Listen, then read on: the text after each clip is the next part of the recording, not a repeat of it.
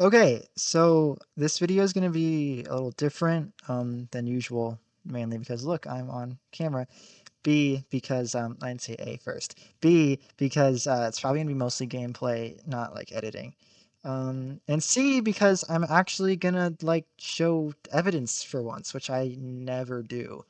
Um, that's because this is a bit different of a theory video. This is going to be longer. It's not going to be like a narrative like I usually kind of tell a story.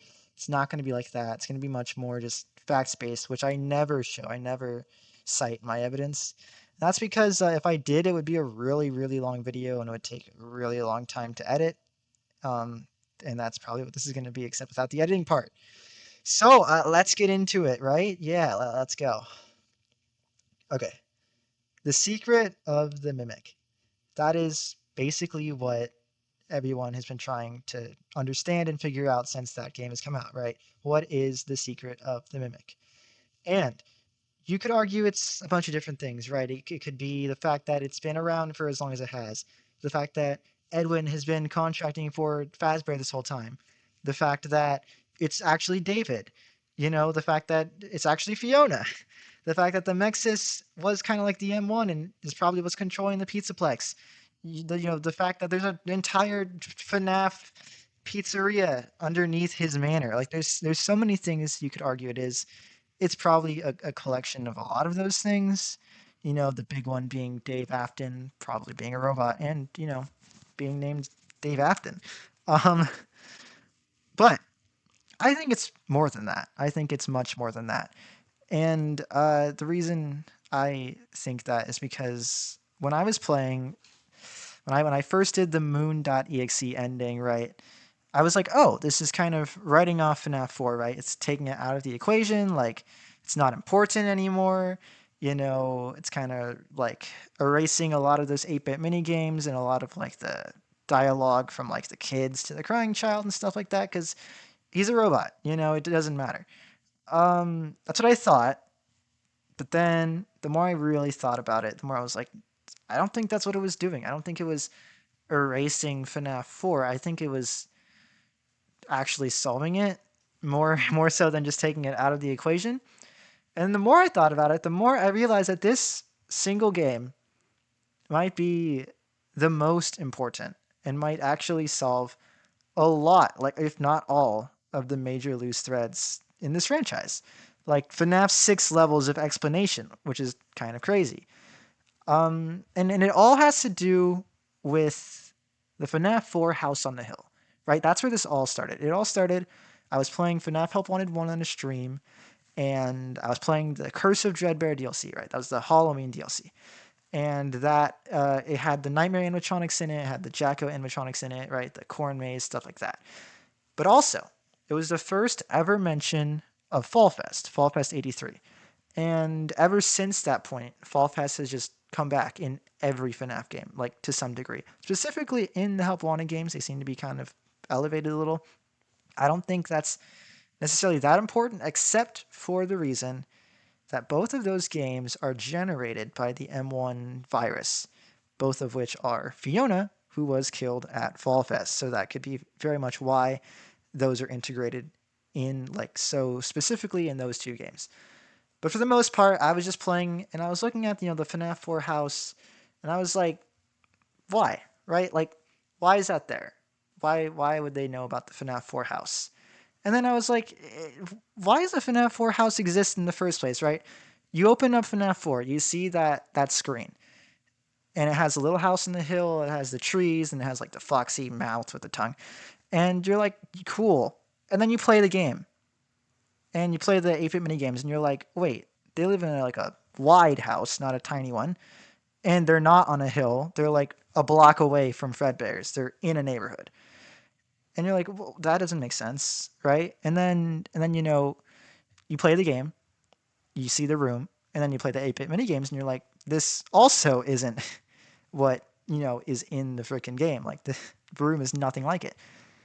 Then, you get to obviously Secret of the Mimic and the Moon.exe ending, and you're like, oh, this is the same bedroom. You get to Sis's location, you see the bunkie, you're like, oh, this is the same bedroom, you know? And things start to make a little more sense. Afton making some weird room to run experiments on the crying child. We don't know why. Now we do, because it's David Robot. That's not really what I'm going into here today. This obviously there's no script for this, so I'm really trying to stay within the boundaries and not ramble too much. But there's going to be a lot of rambling nonetheless. So I've always had kind of an affinity towards like the Silver Eyes trilogy and like it being important in the franchise. So like I always thought that it was kind of like a parallel, like Henry and Charlotte's life or like William and Michael's life in the games, like they switched, right? Because in the books, Henry and Charlotte, Emily, they live on a house on a hill. After Charlotte dies, Henry, gets depressed. He moves away. He does all that stuff, kills himself. That's really not that important. But the important thing is they live in a house on a hill. And underneath that house, in the Twisted Ones, they go into like some kind of secret hideout thing, and there's a pizzeria underneath it. There's an entire pizzeria underneath it, and it has like the FNAF 2. It's obviously supposed to be like a FNAF 2 esque type thing. There's like a balloon boy, there's a carousel, right? Those are kind of attributed with FNAF 2. Um, but then if you kind of like look around that pizzeria, you notice it's like in a cave, and there's waterfalls. It's like a grotto type thing, and I'm pretty sure they talk about like fluorescent like plants or lighting down there, and that's where they find Springtrap, which is I don't even know how he got down there, but whatever. That's what's down there. And I thought about that, and I was like, okay, this is very similar to the FNAF 4 house on a hill, and then underneath it is the sister location bunker, right? I'm like that. That's kind of the parallel we're supposed to get here, because the Twisted Ones in the fourth closet came out right before and then after I think sister location came out, so they were obviously trying to kind of go with that, especially with the fourth closet having Circus Baby's Pizza World and Baby as like the main villains. I was like, that makes sense. So obviously that was something that did not matter 8 years ago when that game came out. That wasn't a big deal. But then if you look at it now, I mean, what other things would that kind of remind you of, right? You have a house on a hill, you have a pizzeria underneath it. You might think, oh, let's look at Secret of the Mimic. Let's look at Edwin Murray's house, right? Not the manor, but the house. Do you see the house in the distance? It's on a hill. There's trees around it, just like FNAF 4. It looks different for sure, but you go underneath that house. What do you get? You get pizzeria, right? You get the FNAF 1 pizzeria underneath that house. You're like, why is that there? The proto pizzeria, I think is what people are calling it. It's not quite directly underneath it, but it's like not that far away. You might say that's a pretty good parallel, or the FNAF 4 sister location bunker. That's a pretty good parallel. And you think again, this is something that I brought up when Ruin came out. Spoiler alert. If you think about it, you have the Pizzaplex. Underneath that, you have a pizzeria. And then underneath that, you have a cave with waterfalls and fluorescent mushrooms. You have fluorescent, vegetation and stuff. And so you're like, that's exactly what the book was describing. That's exactly what the Twisted Ones was describing, was what we see in Ruin and in Security Breach. And you're like, that's odd. Like, why something that came out 8 years ago, why would you bring that back?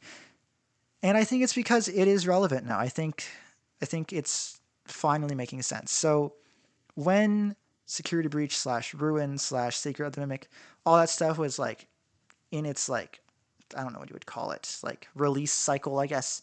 When Daco, I think it was Daco, interviewed Steel Wool, he was asking them like, how would you describe, the game? How would you say you're going about the lore?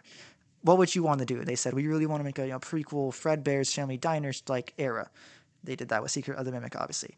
And they said a couple things that always stuck out to me that I feel like people don't talk about very much. One of which is the word schematics. They use the word schematics to have like as their one word log line for a security breach, which then doesn't matter. I know when that game came out, people thought, oh, the schematics was meant to be the fact that it was built on top of FNAF 6. Like those are the schematics of the Pizzaplex. But like that's kind of a little bit of a stretch, I feel.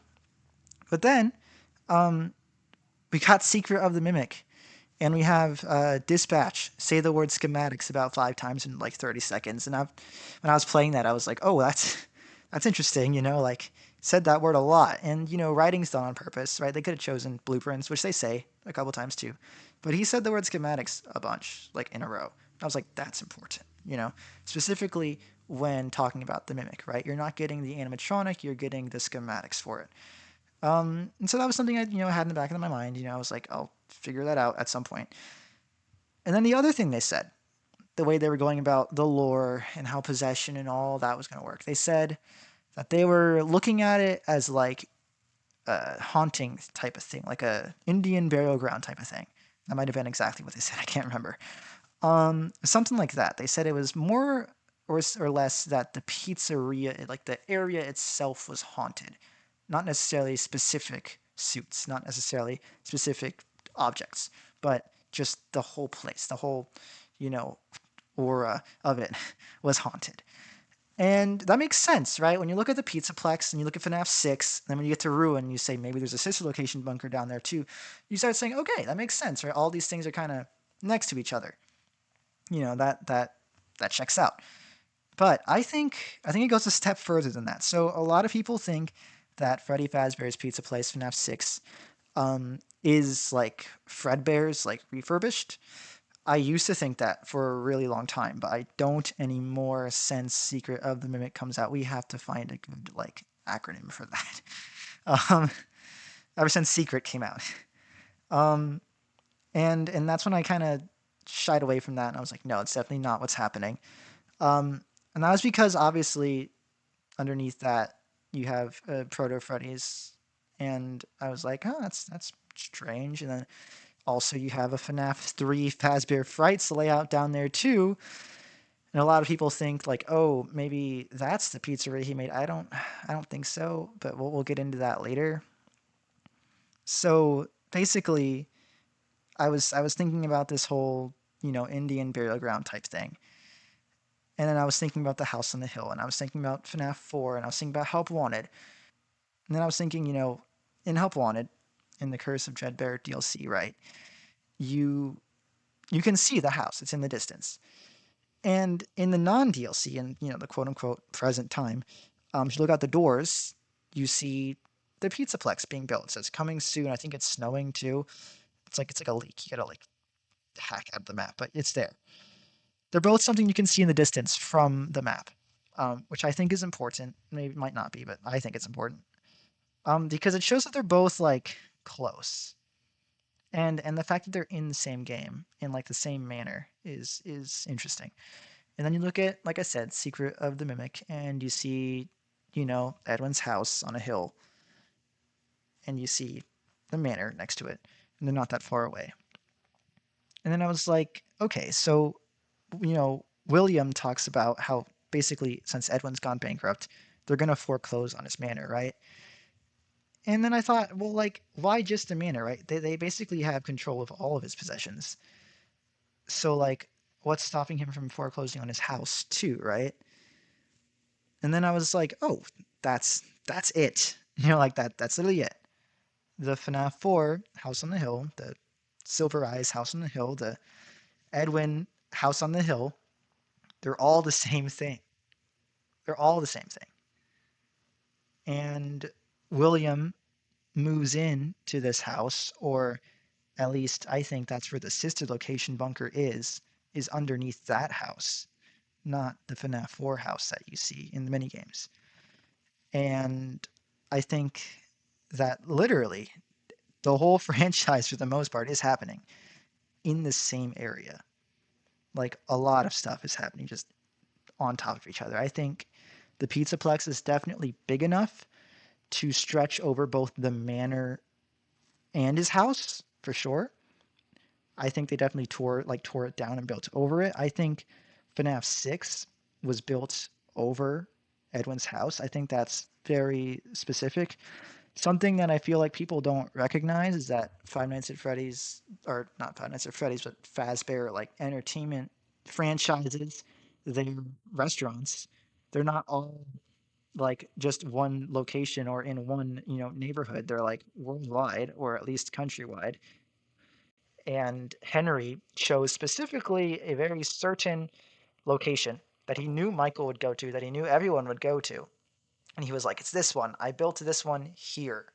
I bought this one here specifically with the box, the labyrinth, or whatever." I just stepped on something. Um, and he's very specific about that, about it just being there. And I was thinking like, well, why, right? Of all the places he could have chosen, why build there? And then why build the Pizzaplex on top of that? And then I was like, well, looking back now, right? Henry also knew about the Mimic. So you have to look at FNAF 6 differently too. He wants to do everything. He wants to wipe everything, which means he would also want to wipe away the Mimic. He would want to wipe away David. And in order to do that, he would obviously have to know where it is. And as far as we know, it is locked in the sister location bunker slash, Edwin's house, right? So I think what happened was that they tore down Edwin's house and then they built FNAF 6 on top of that, right? And so when he burnt it all down, the Mimic was included in that, or at least like buried in the rubble, so it couldn't get out, which is what happened, right? It was buried basically. And then whoever starts Fazbear Entertainment again after that, whoever builds the Pizzaplex, they're doing this on purpose, right? So they purposely build the Pizzaplex yet on top of this so they can have access to the Mimic. And something of note, I feel, is that Dispatch sounds like Hand Unit because they're the same voice actor. And, Hand Unit is the like main voice in Security Breach, and also it's in Sister Location, and also it's in Help Wanted 1. And I think that's something to remember. And I think I said something along the lines of when I was playing Secret that basically anytime you hear Hand Unit's voice, you're hearing the Mimic talking to you. And I was talking about how the Mimic M1 AI was used in the Sister Location bunker. I still believe that. I still believe that.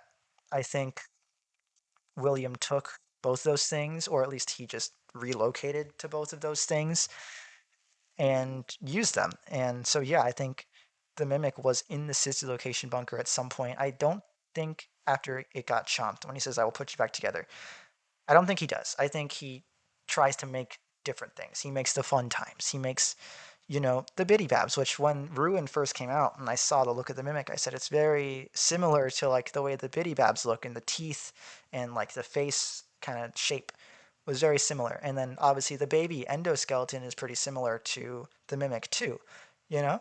And there was obviously a very big parallel between Security Breach and Sis Location, with the way it was very like sleek metal design. You have the Sis Location, uh, the room, Michael's room.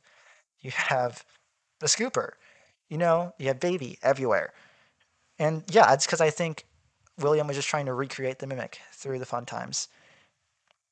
And I think he was sort of successful. I think he made Gregory, and Gregory is a separate thing from David, but he's still a recreation of the Crying Child. I still think Michael is in Glam Rock Freddy to some degree. I still think Elizabeth is in Vanessa. I think that is all still how that works. They're all the Afton kids, and they ride off into the sunset after Security Breach ends. Um, the Murray family does not.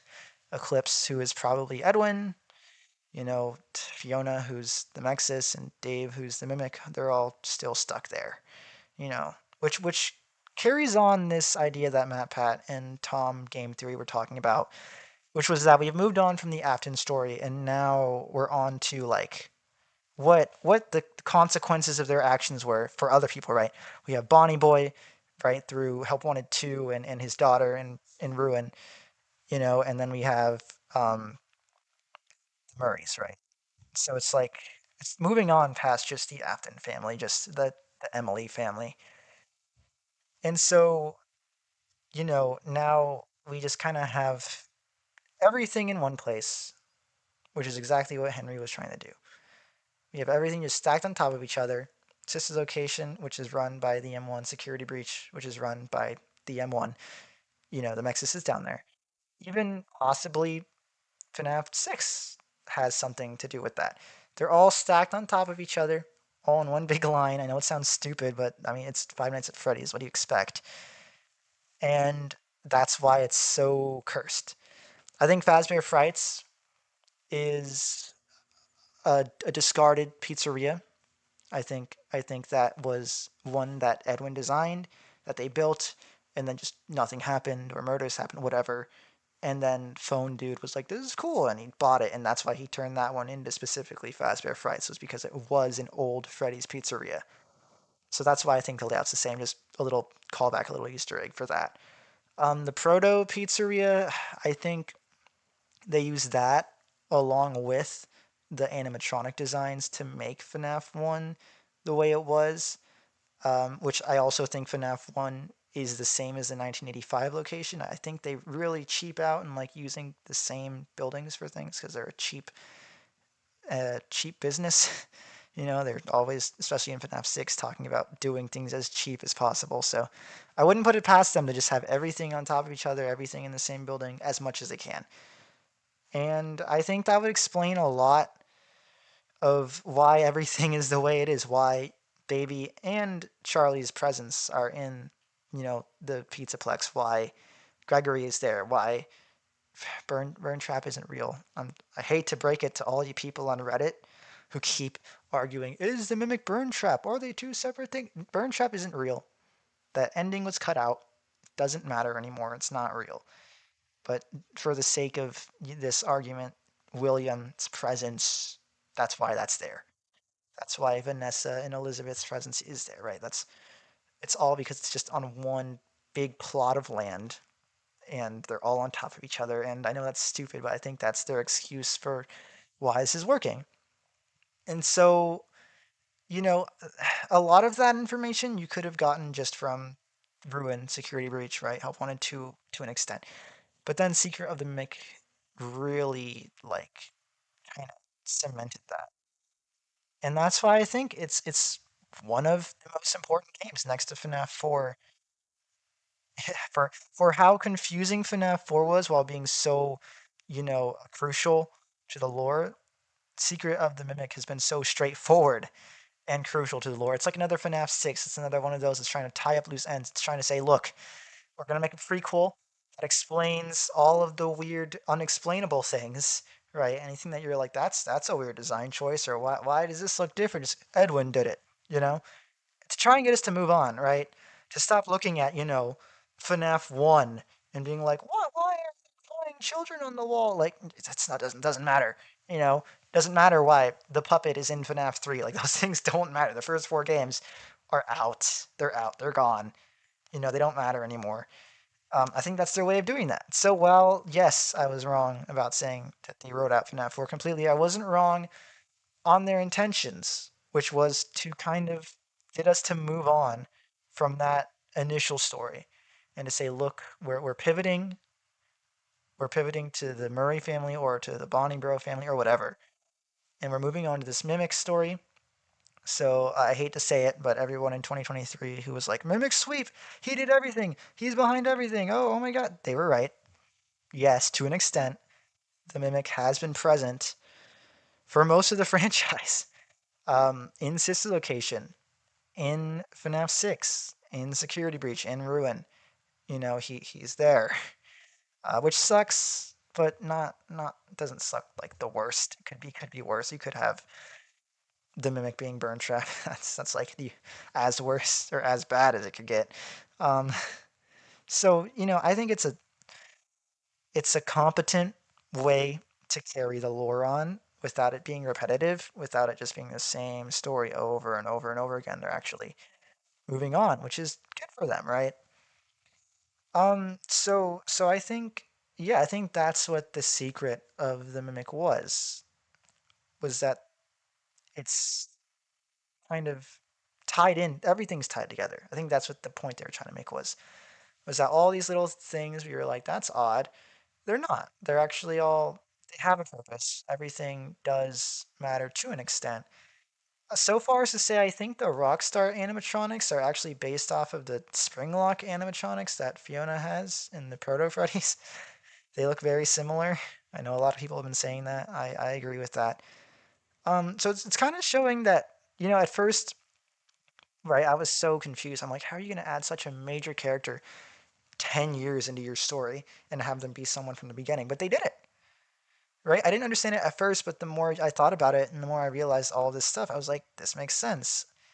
And then finally, the big crack in this, when I was thinking about it, like the big moment, was Midnight Motorist, right? The game mode nobody can solve. And I was thinking about how that was probably the only time we've ever seen something close to the FNAF 4 House on a Hill, right? William drives through the forest to like no man's land, and there's a tiny house. Looks very similar to like how the FNAF 4 house was tiny. Um, and I think, you know, timeline wise, it can't be solved. Genuinely, that's not me being like, oh, I'm a baby and I can't do it. No, like there's too many holes. That's why I didn't tell a narrative. Every time I tried to tell a narrative in a timeline, there was one thing that was just like glaringly like, oh, that means Charlie doesn't die in 1983, or oh, that means the MCI happens at this time, or oh, that means that all of these things are happening within days of each other, which seemed really odd, or oh, Elizabeth dies after the crime. There was too much stuff going on that would have gone against previous things that I said. No matter which way I framed it, there was like one thing that was like just glaringly off. And you could just chalk it up to me being wrong about this. I don't think so. Because things fit too perfectly. I think I just don't have enough knowledge of everything, of all the games, of all the books specifically. I haven't read any of the books in forever. So that's kind of why I think I'm a little lacking on this. I bet if I read every book, I could figure this out. Um, but I'm not going to do that. So that's why I just decided to throw the evidence out there, all the things I saw, and then be like, look, this is evidence. I can't come to a verdict because that'd be unfair, but it's close enough. And so yeah, long story short, everything is on top of each other. The house on the hill is the Murray house, which becomes the Afton house, and everything everything fits together. In the end, everything is actually very close knit. They didn't ruin the story. And the secret of the mimic is that, like, he's kind of the reason all of this has happened. Everything has revolved around trying to attain this technology, this ability to have a personality in a robot. Everything is revolved around that one thing. But I could be wrong. I could be completely full of it. I don't know, right? Because that's just a theory. Not a game theory, because I'm not allowed to say that because I'm not Matt Pat. Um, bye.